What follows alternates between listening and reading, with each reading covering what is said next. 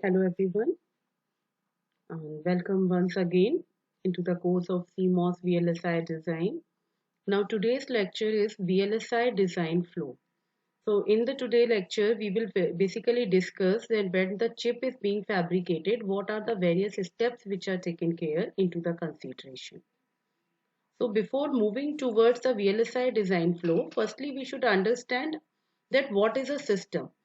A system is basically it's a something which gives an output when an input is provided to it. Like if this is a system, this can be any system, this can be a electronic, electrical, mechanical system, and whenever a specific input is provided, then output is generated out of this system on the basis of the specifications of the input. And to integrate this system as a whole in VLSI, we require certain series of steps. And today we are going to discuss those steps. So the first we will start with the abstraction levels of the design. This flow, this is known as a Y chart or a onion diagram. Why onion diagram? Because it seems to be as a horizontal slice of an onion. And Y diagram, Y chart name is given to is because the three domain which you are seeing over here is structural, behavioral and geometrical. It is connected into a Y shape. So this is a one diagram or the abstraction level which is given by the uh, Gajski, and that's why it is known as a Gajski Y chart. And in this model, it captures the considerations in designing semiconductor devices. It depicts the different perspectives uh, in VLSI hardware design. So every system should be decomposed into the three fundamental domains. The first domain or the axis is the behavioral domain, another is the structural domain, and the third one is the geometrical domain. So one by one we will talk of this, and it has certain evolutions, and we will move from the outer level to the innermost level, which is the we will start from the behavior or the specification of the system, and then we will come to the fabrication, which is the mask level over here. So one by one, we will start detailing all these things. So firstly, we will start with the first evolution. Before starting with the first evolution, see this is the very simple way to represent the Y chart. It is again having a domain, behavioral, physical, and structural domain. When we are talking of the behavioral domain, program codes or the programming specifications, truth table, these are the part of this behavioral domain. When we come to the structural domain, then logic gates such as adders, subtractor designs, registers, ALUs, these are the structural domain parts. And the physical domain consists of the layouts, transistors, cells, chips, board. So in a broader concept, these are some components of the specific domains. So moving further, we will start from the algorithm part. So uh, if we see the design flow, or we can say this Y chart, it starts from the algorithm that describes the behavior of the target chip which need to be designed and the corresponding architecture of the processor that is first defined at the structural domain. And when we move further toward the geometrical domain, this processor is mapped on the chip surface by the floor planning, and this completes a one evolution. In the next design evolution, the behavioral domain defines the finite state machine of the or the FSM, which are structurally implemented with the functional modules such as registers, arithmetic logic units in the structural domain. And then these modules are then geometrically placed onto the chip surface using the CAD tools. And for automatic module placement, we use certain EDA or the CAD tools, and they are followed by the routing with having a goal of minimizing the interconnects area and the signal delay. So in this way, the second evolution completes with the module placement. Now moving to the third evolution. When we move to the third evolution, then it starts with the behavioral description of the module. Individual modules are then implemented with the leaf cells. Now these leaf cells are basically logic gates over here, and this stage the chip is described in the terms of logic gates. So we are coming from outer to inner side, and which can be placed and interconnected by using a cell placement in the physical domain and the routing programs. So this completes the third evolution. Now we move to the final evolution. Final evolution or the last evolution, it involves a detailed Boolean description of these leaf cells, which have been which have been discussed in the third evolution. So with these Boolean descriptions of leaf cell, and it is followed by the transistor level implementation at the structural domain, and then it moves to the physical domain for the mask generation. Now, if we talk of the standard cell-based design or the semi-custom design, these leaf cells are already pre-designed and they are stored in the library of the tool for the logic design use. And if we talk of the full custom design, then these mask generation has to be taken care into an entirely new fashion as per the system specification. So this is how we detail about the Y chart or Gajski's chart or even the onion diagram. Now after this, when we talk of a design flow, this that design VLSI design flow is also similar to the same. It will also show you the same process but in a bit simpler fashion. So this is a design flow. See, here also we have a specifications, then functional design, logic design, circuit design, then we come to the physical design, fabrication, and then packaging and testing. So the steps which are carried out over here, they are quite similar to this, but this seems to be much simpler. So now one by one, we will go into the depth of this design flow, that how a one design which need to be fabricated is completed from system specification to the packaging and testing, and then it comes to the market. So one by one I'll start with. So firstly I go with the system specification.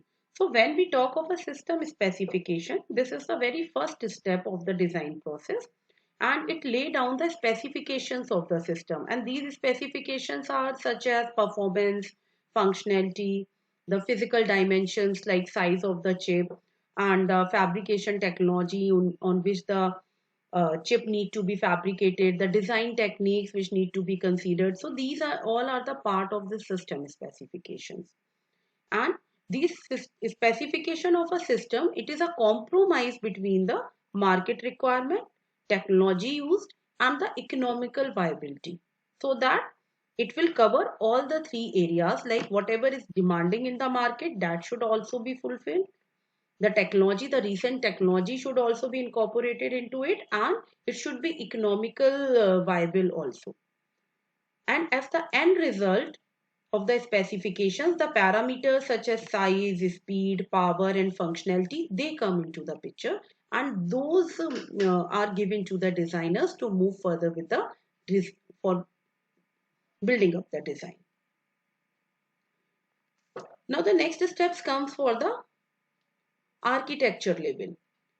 There is a one level which is between system specification and functional design, that is known as the architecture level. Sometimes that level is included into the system specification itself. So I will take it as a second level, architecture design level. So the basic architecture of the system is designed in this step, and that includes decisions such as RISC versus CISC, like reduce instruction set computer versus complex instruction set computer. The decision on that, number of arithmetic logic unit used, floating point units used, number and structure of the pipelines, size of the cache among others. So such kind of things are architecture is being designed on this level, and the outcome of this architectural design level is in the terms of micro architectural specification. I am repeating, micro architectural specification, which in short is known as a MAS. And this MAS is a textual description. It's an English like file which is generated, and it's a text file, and architects can accurately predict the performance, power, and die size on the basis of the description which is included in the MAS file. So this is how we move to the architecture level. Now moving towards the behavioral or the functional level. Once the architecture is being defined, now we will be starting with the behavioral representation of the system to be designed.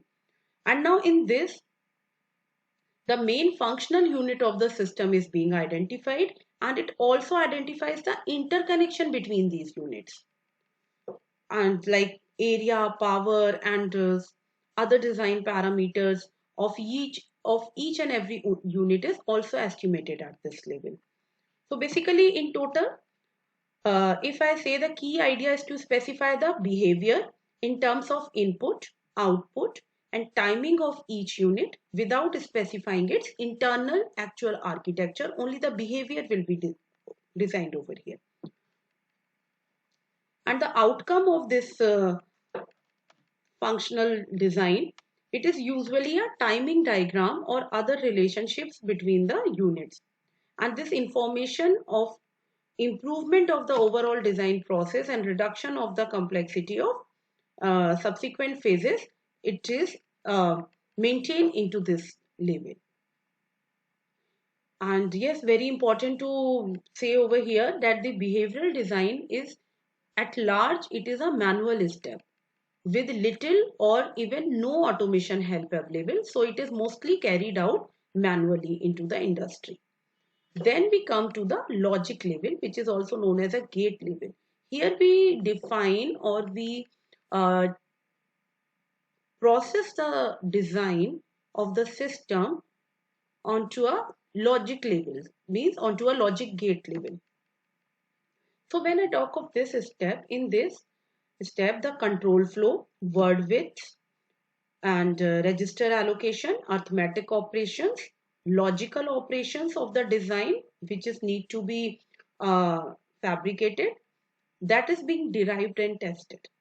And this description of all these things is called a register transfer level, RTL description, basically it is called.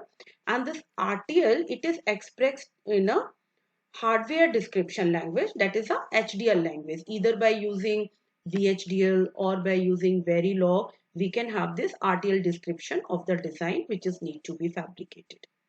And in some special cases, these logic design can be automated using the high level synthesis tools. So what these synthesis tools do, these tools produce a RTL description from a behavioral description of the design. Means it's not a manual process to be carried out. The high level synthesis tool can pick up the behavior of the design which need to be fabricated, and they produce a RTL description. So this is how the logic design level is completed. Now, after once the logic design level is completed, then the design comes to the circuit design level. Now, this is also known as a transistor level, because now here we are going to make a schematic of the design with the help of MOSFETs and other components needed. So in this, the purpose of circuit design is to develop a circuit representation which is based on the logic design in the previous step which we have performed. So what it does, at the logic design level, we form the certain Boolean expressions, and these Boolean expressions are converted into a circuit representation while taking consideration of the speed, power, and other requirements which are being originally generated at the system specification level. So the for this level also, and whatever be the information generated at this level, that is called a net list. And this net list consists of a information regarding the cells, macros, gates, transistors, interconnection between these elements. This is all represented as a form of a net list. And tools are used to manually enter such descriptions, and those tools are called as a schematic capture tools. And in many cases, what we do, a netlist can be created automatically with the help of a RTL description, which is generated at the logic level. So that is known as a logic synthesis tool, by which in which the RTL will be the input file and the output file will be generated as a netlist. So this is how we accomplish the circuit design level. After this, the designers move to a next step, that is a physical design step. Now, when we move to a physical design step, basically it is a geometrical representation, means a layout design taken care into this. And what we do over here, whatever be the netlist which is generated at the circuit design level, that is converted into a geometric representation. And each component of that netlist, like cells, macros, logic gates, transistors, every component is converted into its geometrical representation, and within a specific shape, size, and multiple layer structure is formed. Why multi-layer? Because we are using lakhs of transistors to be fabricated on a chip. So if we will be designing the layout on a single layer, so that layout will be bigger than a room. And we want a portable compact chip. Our chip is hardly of a fingernail size. And we are fabricating lakhs of transistors onto it. So that layout design is taken care into a multiple layers. It can have a 19-20 layers even for that. So when we talk of this, then there are again certain tools on which we can work for generating a layout from the netlist. Those tools are also available. They are also in the category of a CAD tools, and they are known as a layout synthesis tool, by which automatically a layout is generated when the netlist is given as an input file to them. So the layout synthesis tools are used at this level. After then, almost the last step comes as a fabrication. Now, up till before the fabrication, all these steps are done either manually, starting is the manual step, and then we come to the CAD tools where the EDA tools are used of the CAD category, electronic design automation tool. But when we come to the fabrication, now this is a work which is carried out in the foundry. This is a real-time work where the chip is being actually fabricated with the actual dimensions and the technology on which it need to be fabricated. So now when we talk of this, the data which is ready from the physical design, that layout file, when it is released through the foundry, it is named as a tape out.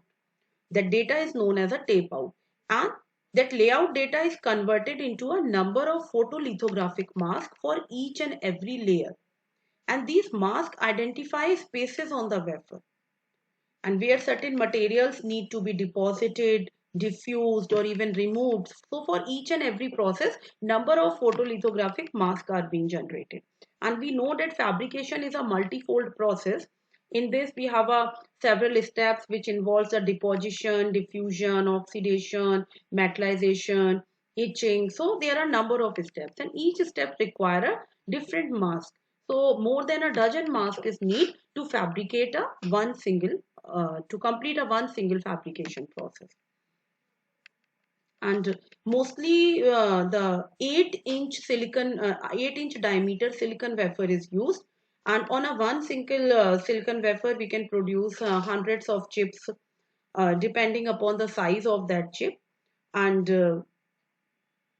a prototype is made and tested. Like not all the chips on that wafer is tested, few are randomly chosen and they are tested, and on the basis of that a percentage has been calculated which is known as a yield. Yield is a number of good chips, means which are totally functional as per the specification, upon number of total chips which are being fabricated. Suppose I have fabricated 100 chips and functional chips are only 90. So my yield will be 0.9, and higher the yield, better is the process, and less will be the cost because wastage is more. So the chip cost will also be reduced. And nowadays industries are also using a 12-inch wafer. So this 12-inch wafer, what is happening in this? The density of the chip design is more, means on a one single wafer more chips can be fabricated, and hence it also lead to a lower cost per chip. So mostly 8-inch and 12-inch wafers are used for the fabrication of the chip. And then the last step comes, which is a packaging. And packaging is not a sole step. It is followed by testing and debugging. So whatever be the wafer which is fabricated in the foundry at the fabrication step, it is diced into an individual chip. Say on a single wafer you can have 100 or 200 chip. So then each and every chip is cut from its edges, and each and every chip is then undergo the packaging process. And packaging is also dependent upon the type of chip. Few chips are packaged in a dual inline package. Some can have a pin grid array type of a package. Then a ball grid array type of a package is also there. And there are chips which are which are used in a multi-chip modules, which we call MCM. Those are the naked chips or a bare chips. They are not packed. So in this way, we pack the chips and then testing is followed on. And after the testing, whatever be the good ones, they are coming to the market or to the companies or distributors, industries for the assembly of the system. And those, the faulty ones, they are dumped as a bad ones. So this is how we complete this entire process. So obviously, this is a long process, and each and every chip design, each and every system design has to undergo this VLSI design process. Now, this process cannot be done in a haphazard manner. Like we should have some particular hierarchy when we are designing a system or any circuit.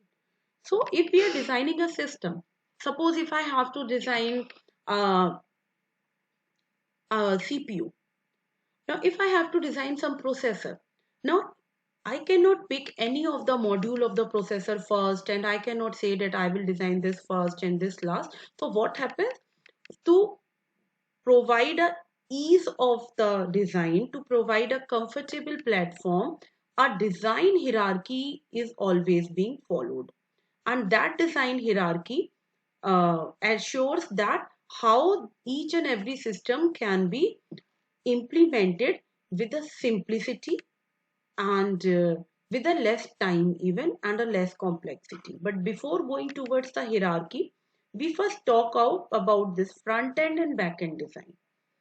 Now, in the entire design flow from the system specification and coming to the packaging, the front end design includes most of the step in the flow which is prior to the physical design, like system specification, physical design, functional design, logic design. So these all are the work of a front end designers. And the back end design, it is starting with the physical design, like physical design, fabrication, packaging, testing. This is all the back end design. So whenever we are moving into a VLSI industry for the job perspective, then there are two categories. Whether you want to be you want to serve as a front end designer or you want to serve as a back end designer, because both are a very vast field, and one person cannot be master into both. So either you will be categorized for the front end designer or you can have your category as a back end designer. So these are the some things like in a front end design, we have a logic design where RTL is being produced, simulation, synthesis, implementation. These are the some part of the front end design. And when we come to back end design, then floor planning, placement, routing, final output, GDS2 files which is generated.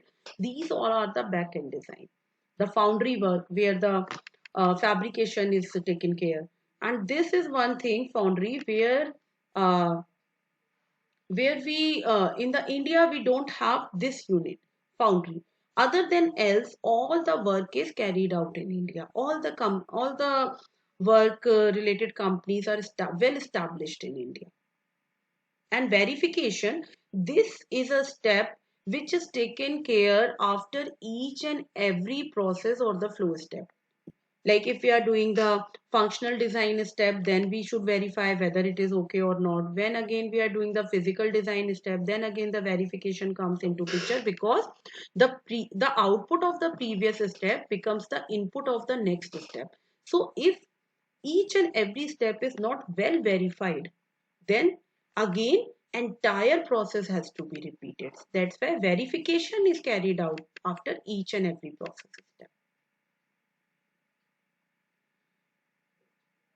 So this is a simple example that if I compare this physical design of the chip with the building of a city, Then if I have to build a city, then I should have a specification that what should be there in a city, then how, which types of buildings and how many different buildings will be there, the city planner, that which sector, and like education hub will, where to locate the education hub in the city, where to locate the IT industries, where to go for the medical hub in the city. So this type of a planner should be there. Then obviously the architectural view of that planner will be there, and finally the builder will build up the buildings depending upon this architect, and then the electrician performs his job to have the electrical connections into the buildings which are being implemented or designed over here. In a similar fashion, the physical design steps are also there. It is built very similar to the building a city. Like firstly we have a system specification, then we go for the SX, then the system partitioning, then floor planning of those systems which have been partitioned, then the placement of those modules, and the finally comes to the routing. So these two are the very similar process, but the difference is in the scale. One is on the very big macro scales and one is having on the nano scale. Difference comes over there, and obviously a one which is on the nano scale needs a very precise uh, process to be carried out. The chance of negligence or the chance of fault is very less over here. So now discussing completing the discussion on the design flow, there are two type of approaches to carry out with this design flow process. One is a top down approach where we start from the very abstract, like from the specifications, and then slowly one by one we will come to the silicon, means up to the fabrication. And this is a top-down approach which is acceptable nowadays in the digital system design. And it is a mostly, it is used for the semi-custom design flow, which is a cell-based design flow. Another is the bottom-up approach. Bottom-up approach is like we will start from the silicon or the circuit level. And then in a reverse order, we build the primitive units such as logic gates, adders, subtractors, and registers like memories and such kind of a thing. But bottom up design, this is acceptable for a small project because it is a reverse kind engineering type of a step, so it requires more time. So basically it is similar to the full custom design flow where each and every part is need to be taken care in a very different and unique way. So this is how we categorize or we can have a two directions into the design flow, and depending upon the application and the time to develop that application, the designers decide whether to go from top to down approach or to build up a bottom up approach. Yes, now I come to the hierarchy, what I was talking few minutes back. Design hierarchy. Design hierarchy basically is like to give a easy steps to design a large system, and this works on the approach of a divide and conquer approach, and this is carried out in order to reduce the design complexity, in which we divide the large system into a several sub modules. So basically here see, it's a one example I have taken over here. It's a 4-bit adder, and to develop this 4-bit adder, I am not developing it here as a one single unit of a 4-bit. I have divided into number of parts and I have gone to the gate level even. So firstly what I did, we can break it into a 4, and yes, the division, or we can say uh, the segregation or the separation should be in such a way that each and every part, each and every module should be similar to other.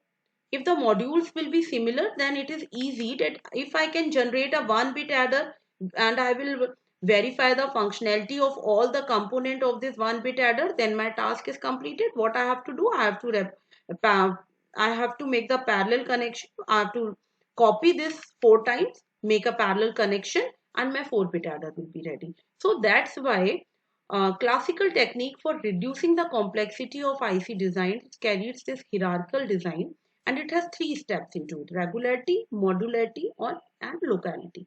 So in this design, all the 3 have taken care, and one by one I will explain these 3, then you can relate with this design, that how all the three are implemented or included in the in this example of a 4-bit adder. So now if I talk of the concept of regularity, regularity means the hierarchical decomposition of a large system that should result not only in a simple but also similar blocks as much as possible. Means number like the similarity should be maintained up to its highest extent. That is what the concept of regularity is. And regularity usually reduces the number of different modules that need to be designed and verified. Means if we have suppose similar number of modules and we have to use 100 modules, such modules to fabricate a complete system. So we will be designing a one module, we will be verifying the functionality of the one module, and that will be replicate 100 times. And only the interconnections need to be done. So this will reduce the time also, time of design, and this will reduce the complexity also. Like at every level we have some similarity. Like at circuit level we can have a same size of transistors. At gate level finite library of fixed heights can be used. At logic level RAM and ROM in the multiple places can be used. So regularity basically talks of the design reuse, how many times we are reusing the same design. So that is a very simpler approach, and it aids in verification efforts also, because if we have 100 modules and every 100 module have a different structure from the internal side, so each and every have to be designed separately, each module has to be verified separately. But if I am designing 100 modules of all same kind, then a one design and a one verification is okay for the lot of 100 modules. Now moving to the modularity. Modularity means that the various functional blocks which have been designed or which have been segmented or segregated at the regularity level, which make up the larger system, must have a well-defined functions and interfaces. So this is what the modularity is. At the modularity, we should have functions which is well defined for that block, and the interfaces also should be defined clearly. So this concept of modularity enables the parallelization of the design process, and it reduces the development time because already the functions and the interfaces are well known to us, and when the modules or the functional blocks are placed in a parallel fashion, then only the interconnections need to be done and the well-formed structure will be ready to use. Last step comes in the design hierarchy, that is the locality. And this locality, this concept ensures that connections are mostly between the neighboring modules, avoiding the long distance connections which results into a long interconnect delays. So if suppose I have a 10 modules which need to be placed on a chip, and I have to connect a module number 1 with a module number 5. So rather than placing those modules sequentially, I will place 1 and 5 nearby, so that the connections between these two modules will be done with the help of a shorter interconnect. Why this need to be done? Because this will acquire a less area on chip, because then we will get rid of the long interconnects. If the interconnects will be less, then obviously the delay of the interconnects will also be less, and if the delay will be less, it will result to a higher speed of the system. So in this way, this locality concept is also very important to be taken care of. So this is how we can have the traditional or conventional method of the design hierarchy, where the three steps is being followed out to design any of the system, which is regularity, modularity, and locality. And yes, not always this can be followed. For a semi-custom approach, this is okay, this can be followed, but when we are talking of a full custom approach, then it is difficult to be followed. But up to the maximum extent where this can be followed, the designers follow this, because it saves their time also and their hardship also. Now, once we have discussed so far that what are the various design steps what is the design flow, how much is the complexity behind these systems and the designing of the system, then there stands the need for the CAD tools, because these processes cannot be carried out manually. So we should understand that why we need the CAD tools. So first thing, the current systems are very complex. Yes, they are too complex because number of functions, number of features have been increased onto a system. So the design become very complex. The design abstraction and decomposition is done to manage the complexity.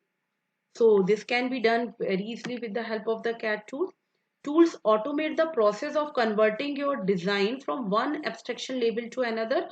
So the manual process, which is a time taken process, which is a tedious process, which requires a large manpower also, that will also be suppressed.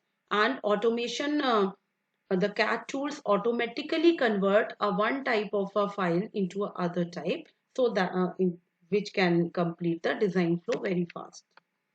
Then it improves the productivity also, yes, because the time taken for the design will be less, and different tools are required in different steps. So it is like that a one CAD tool is not sufficient to complete an entire design flow process. There are the category of the tools, and in each and every level a different type of a tools are used,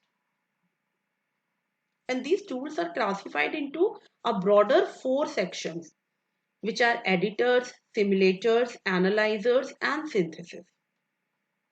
Now, when we talk of editors, it allows the specification of the design either textually or graphically. That is the work of the editor. Simulators, they model the response of a system to the input stimuli. Analyzers, they use different labels to check for the correctness and compliance of the rules. Synthesis, they are used for the transformation of representation between the different abstract label. So abstraction labels. So in this way, different category of CAD tools are there. You can have a look over here. So these are the few CAD tools. Like if we have to go for the synthesis, then we have to go with the hardware description language, and with the hardware description language we have options like VHDL or Verilog, and once we are using this, then tools like Xilinx, Altera, this kind of synthesis tools are used to perform this task.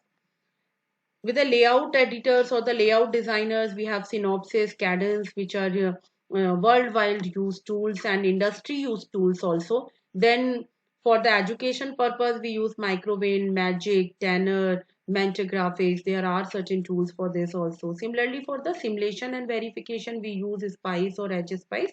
So a list of tools are present. And as per the need, you can choose your own tool and you can work on that.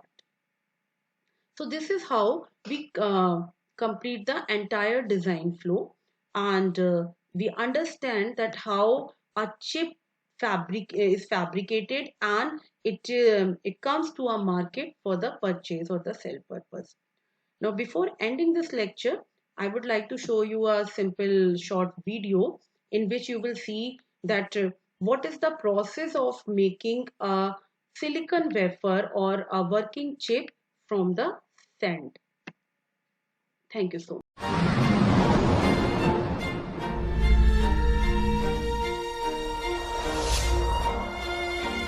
You are about to experience a fascinating journey through the clean rooms of the semiconductor industry.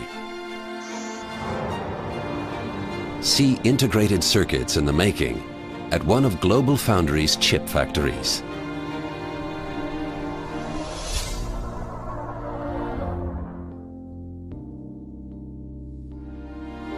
Let our experts walk you through the nanocosmos of the atom.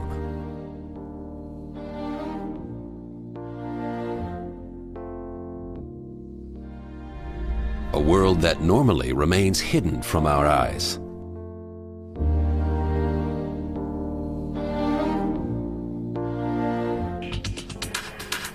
In the beginning is the circuit diagram.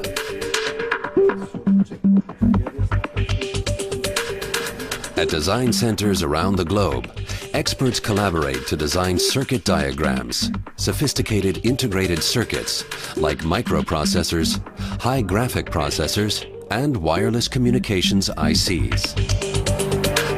The next step is manufacturing.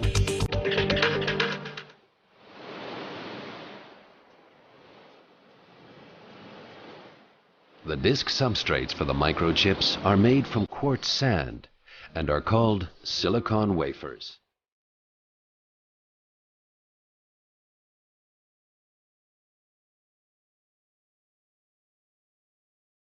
To make these wafers, a huge monocrystal is drawn from purified silicon melt. The result is a perfect silicon lattice into which the transistors will later be fitted.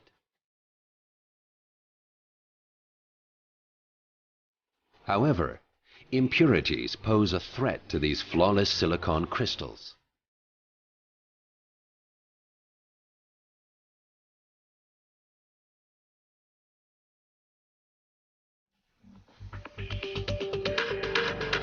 Our GlobalFoundries manufacturers must therefore take extensive precautions every time they enter our dust-free cleanrooms. The result? Our wafers are fabricated in an environment that is more than 100,000 times cleaner than an operating theater.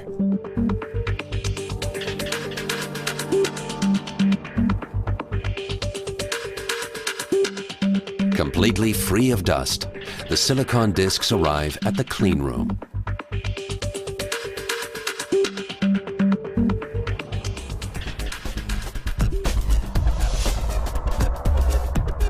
Here, 25 wafers are packed into each hermetically sealed container and sent off on a journey that will take them through hundreds of manufacturing steps.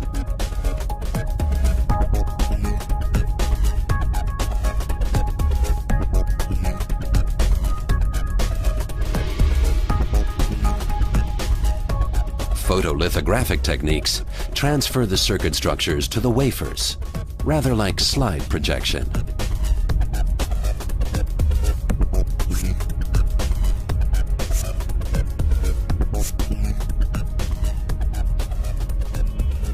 The key to this whole process is a solid mastery of light.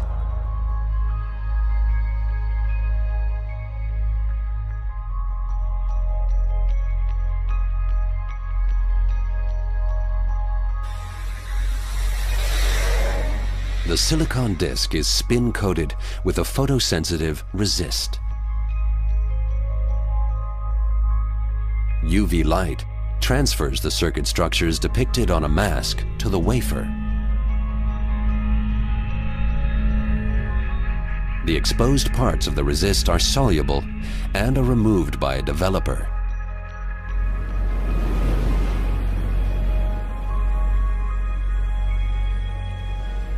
The transferred structures can now be used as a template. The unprotected parts of the water surface are etched away.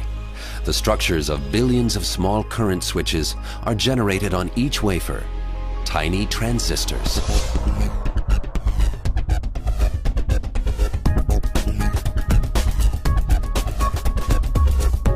From the photolithographic stage, wafers move on to the ion implantation, where the electrical properties of the transistors will be specified.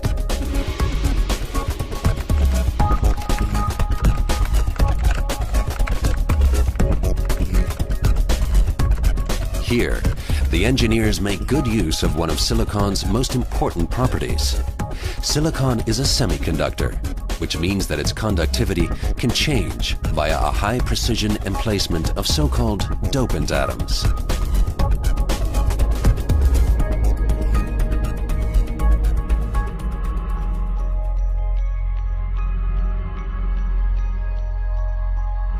First, dopant atoms are injected into the silicon structures. These atoms then distribute randomly in the silicon lattice. At high temperatures, the doping atoms become flexible and take on a fixed position in the atomic structure.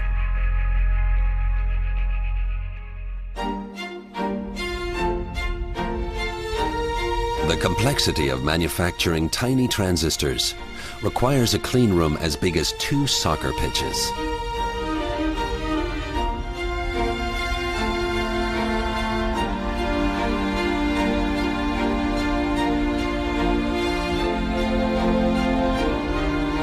While our people monitor the complex processes, automated manufacturing itself always takes place within hermetically sealed production lines.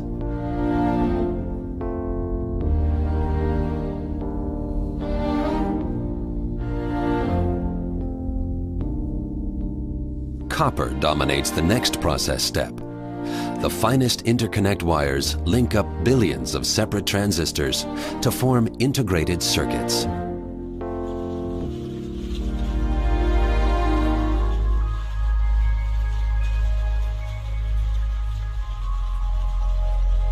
Before that can happen, however, cleaning is essential for wafers, as particles lurk at every stage in the manufacturing process. Before the copper is poured into the trenches for the interconnects, a barrier layer is applied. It helps to avoid short circuits and guarantees reliability.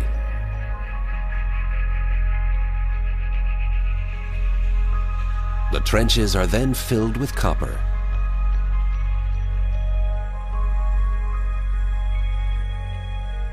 Finally, the excess copper is ground down to the edges of the trenches. This insulates each interconnect from the others.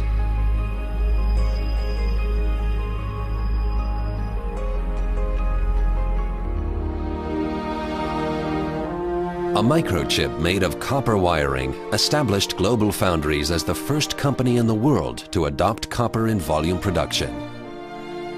A foundation for the state-of-the-art multi-core processors that GlobalFoundries is introducing today in all product areas.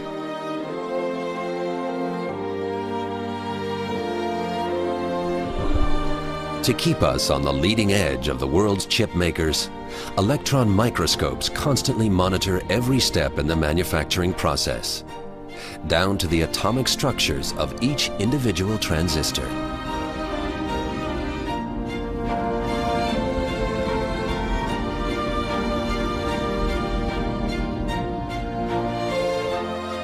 In 2 months, the wafer is ready. Huge integrated circuits consisting of conductors with a length of multiple kilometers link up 100 billion transistors on numerous levels.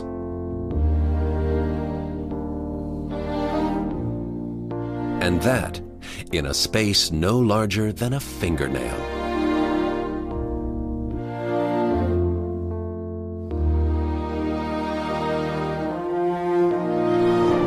GlobalFoundries, the first truly global semiconductor foundry, located in the USA and Germany, Fab 1 in Dresden and the future Fab 2 in Malta, New York.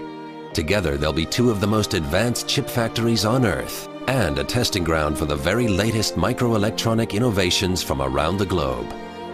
The last production step in microprocessor manufacturing is the packaging of the chips.